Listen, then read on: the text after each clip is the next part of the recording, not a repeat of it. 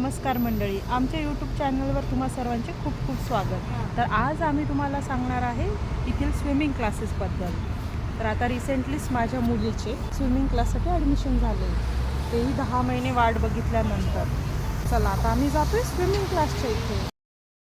तर आता आम्ही बसलोय सेंट्रमसाठीच्या बसमध्ये, तिथून पुढे आम्ही जाणार स्विमिंग क्लासेससाठी।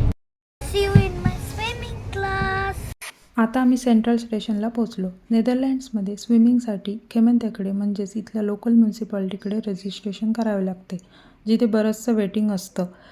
रजिस्ट्रेशन करताना काही नॉमिनल फीज आपल्याला पे करावी लागते आणि जशी वॅकन्सी क्रिएट होते तशी ते आपल्याला कॉन्टॅक्ट करतात। आता आम्ही टॉंगललेपच्या स्विमिंग पूलला पोहोचलो। ऑन द डे 1 त्यांनी सर्वांना ॲक्सेस कार्ड प्रोव्हाइड केले आहेत, ते स्कॅन करून आपण आतमध्ये एंट्री करू शकतो। मुलं लहान असल्यामुळे पॅरेंट्सही आत जाऊ शकता, परंतु स्विमिंग पूलच्या इथे ड्रॉप करून नंतर वेटिंग रूममध्ये वेट करायचे असते।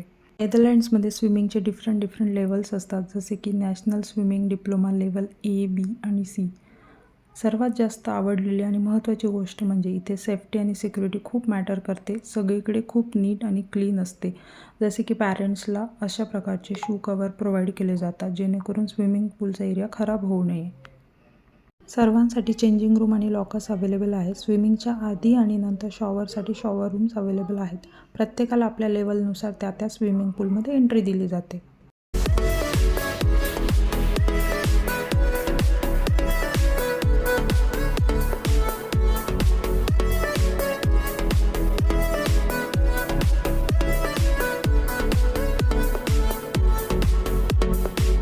तुम्हाला हा व्हिडिओ कसा वाटला ते नक्की कळवा। For more videos subscribe to my YouTube channel and follow on Instagram.